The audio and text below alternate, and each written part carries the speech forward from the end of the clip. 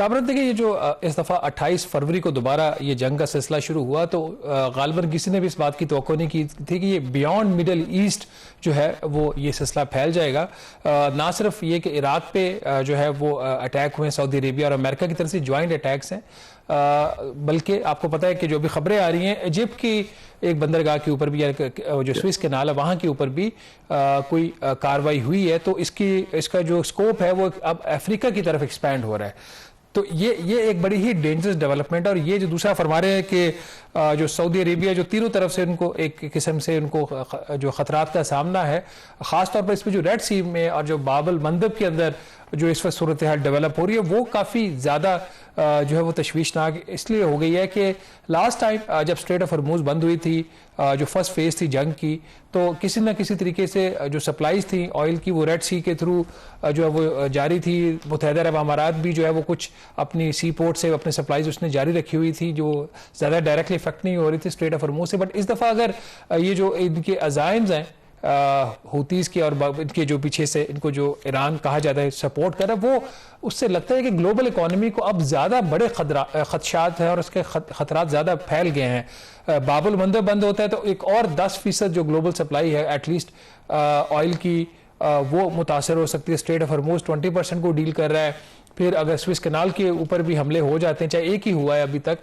तो ये बहुत ज़्यादा डेंजरस जो ट्रेंड है वो डेवलप हो रहा है। इसी लिहाज से जो डेवलपमेंट हुई है, जो तकरीबन 3 दर्जन के करीब जो ममालिक थे उनकी का जो इजलास हुआ और उसके बाद जो 14 ममालिक की तरफ से कामरान जो स्टेटमेंट आई है, एक नई जो मैरी टाइम डिफेंस फोर्स की बात हो रही है जिस और उन 14 ममालिक में पाकिस्तान भी शामिल है। ये डेवलपमेंट कितनी सीरियस है और क्या ये जो नया इत्तेहाद बनने जा रहा है मैरी टाइम का, ये इन मामलात को बेहतर तरीके से टैकल कर सकता है? क्या ईरान के जो अज़ाइम है इस मामले में ग्लोबल इकोनॉमी को उसको नुकसान पहुंचाने के उस पर काबू पाया जा सकता है? I think before I answer this question, जो इजिप्ट की भी आपने बात की, बिल्कुल पहली मर्तबा है कि इजिप्ट भी बराह रास्त उसकी पोर्ट हिट हुई है। इंटरेस्टिंगली जो ईरान के वज़ीर ख़ारजा का स्टेटमेंट है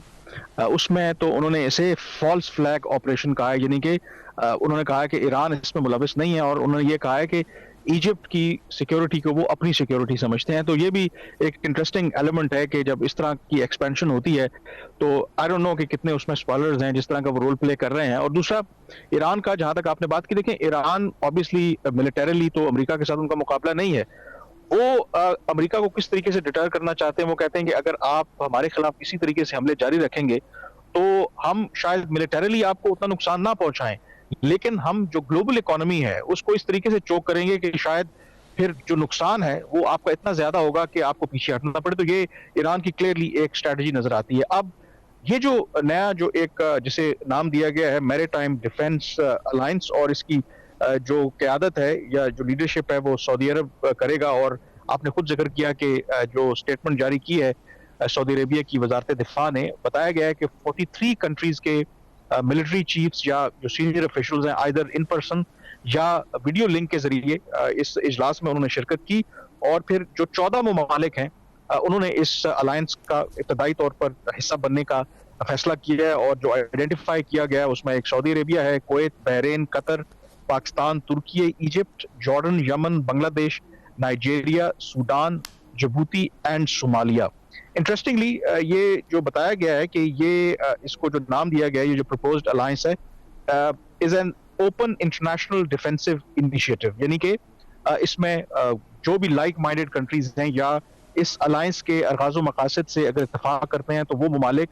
इसका हिस्सा बन सकते हैं। और जो एम्फेसिस दिया गया है कि ये एक डिफेंसिव मैकेनिज्म है, यानी कि ये तासुर देने की कोशिश की गई है कि इसका मकसद शायद हरगिज जो ऑलरेडी ईरान और अमेरिका के दरमियान जंग चल रही है, या ये कोई ऐसा इनिशिएटिव नहीं है कि जबरदस्ती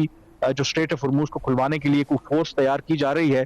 बट मेरा ख्याल है कि डिप्लोमेटिक लैंग्वेज को अगर आप साइड पे भी रखें तो लगता ये है कि जो रीजन के मुमालिक हैं वो in case of prolonged war, और वाकई अगर स्ट्रेट ऑफ हॉर्मूज़ इस तरीके से बंद रहता है, और बाबुल मंदब का भी आपने जिक्र किया कि वहां पर भी अगर इस तरीके का चोक पॉइंट बनता है, तो शायद अब जो रीजन के मुमालिक हैं, क्योंकि इससे ज्यादा मुतासर गल्फ कंट्रीज हो रहे हैं, तो वो एक कंटिजेंसी प्लान के ऊपर भी फोकस कर रहे हैं। अब इसमें सवाल सबसे इंपॉर्टेंट ये है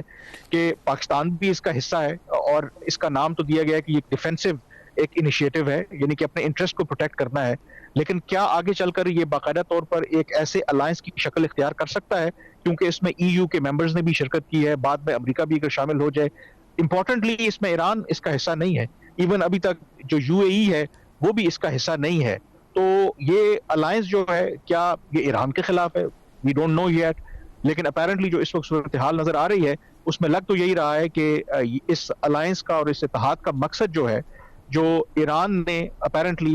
एक स्ट्रेट ऑफ हॉर्मुज को चोक किया हुआ है, बाबुल मंदब में भी जो हुतीज के जरिए वहां पर भी इश्यूज क्रिएट करने की कोशिश की जा रही है। तो किसी तरीके से डिटर करना है शायद ईरान को कि वो इस तरह के इकदाम ना लें। अगर वो इस तरह के इकदाम लेंगे तो पोटेंशली जो फिर बाकी ममालिक हैं उनके पास ऑप्शंस मौजूद हैं कि इस तरह के इत्तेहाद बना करके वो ईरान के ऊपर दबाव डाल सकते हैं। कामरान, देखिए, स्पॉयलर्स की जब बात होती है ना, कि जब एक अमन मुआहिदा हुआ, मेमोरेंडम ऑफ अंडरस्टैंडिंग हुआ जिसमें पाकिस्तान का किरदार था between Iran and the US, उसमें इसराइल का भी बहुत बड़ा एज ए स्पॉयलर उसका नाम आता है। लेकिन अब ये जो सूरत डेवलप हो रही है और नई जो डेवलपमेंट्स अनफोल्ड हो रही हैं वो ज़्यादा तशवीशनाक इसलिए है कि अगर ईरान का जो रिएक्शन है वो अमेरिका के खिलाफ है तो वो फिर अमेरिकन एसेट्स को वो उसको हद तक वो डैमेज करने तक वो रहता है। लेकिन अब जिस तरीके से ईरान या उसके जो बैक उसकी जो फोर्सेज हैं, उनके इत्तेहादी हैं दूसरे ममालिक में, अगर वो ग्लोबल इकोनॉमी को और ख़ासतौर पर कंट्रीज लाइक पाकिस्तान, बांग्लादेश, जिनका कोई ताल्लुक नहीं है इस जंग से, अगर उनकी इकोनॉमीज मुतासर होंगी तो फिर शायद इन ममालिक के पास कोई चॉइस बचती नहीं है कि इस किस्म के इत्तेहाद का हिस्सा बने। और ये अभी एक सवालिया इसके ऊपर निशान है कि अगर कहीं कल अगर ये जो अलायंस है वो इफेक्टिवली काम करना शुरू कर देता है, अगर रेड सी में हुतीज जो हैं वो अटैक करते हैं या किसी साइड से भी अटैक किसी शिप के ऊपर होता है, कमर्शियल शिप के ऊपर, तो फिर क्या अलायंस जो है वो इस पोजीशन में होगा? क्या वो इफेक्टिव मिलिट्री एक्शन ले सकता है? और पाकिस्तान की नाज़रीन जो इसके हवाले से पोजीशन है वो पहले ही क्लियर है। पाकिस्तान इस हवाले से अपनी पोजीशन वाजे कर चुका है कि अगर इसके मैरीटाइम इंटरेस्ट जो है वो उसको कॉम्प्रोमाइज होते हुए नजर आए तो वो फिर इसके ऊपर एक्शन लेने का वो इख्तियार रखता है। यहाँ पे छोटी सी ब्रेक लेंगे, ये एक डेवलपिंग स्टोरी नजर भी रखेंगे। ब्रेक के बाद वापस आएंगे तो बात करेंगे वफाकी काबीना के फैसलों की। क्या वज़ीर आज़म शहबाज शरीफ साहब का जो रिजॉल्व है कि वो जो बड़े बड़े टैक्स एवेडर्स हैं पाकिस्तान में, उनके खिलाफ एक्शन लेंगे? क्या कामरान, देखिए, स्पॉयलर्स की जब बात होती है ना, कि जब एक अमन मुआहिदा हुआ,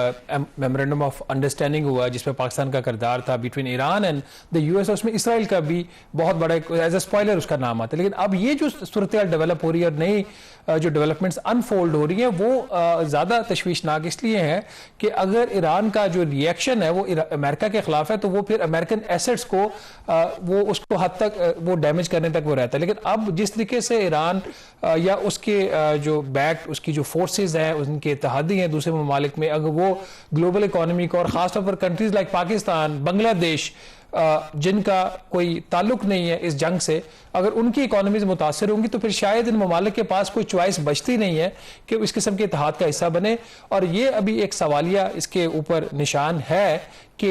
अगर कहीं कल अगर ये जो अलायंस है वो इफेक्टिवली काम करना शुरू कर देता है, अगर रेड सी में हुतीज जो हैं वो अटैक करते हैं या किसी साइड से भी अटैक किसी शिप के ऊपर होता है, कमर्शियल शिप के ऊपर, तो फिर क्या अलायंस जो है वो इस पोजीशन में होगा? क्या वो इफेक्टिव मिलिट्री एक्शन ले सकता है? और पाकिस्तान की नाज़रीन जो इसके हवाले से पोजीशन है वो पहले ही क्लियर है। पाकिस्तान इस हवाले से अपनी पोजीशन वाजे कर चुका है कि अगर इसके मैरीटाइम इंटरेस्ट जो है वो उसको कॉम्प्रोमाइज होते हुए नजर आए तो वो फिर इसके ऊपर एक्शन लेने का वो इख्तियार रखता है। यहाँ पे छोटी सी ब्रेक लेंगे, ये एक डेवलपिंग स्टोरी नजर भी रखेंगे। ब्रेक के बाद वापस आएंगे तो बात करेंगे वफाकी काबीना के फैसलों की। क्या वज़ीर आज़म शहबाज शरीफ साहब का जो रिजॉल्व है कि वो जो बड़े बड़े टैक्स एवेडर्स हैं पाकिस्तान में, उनके खिलाफ एक्शन लेंगे? क्या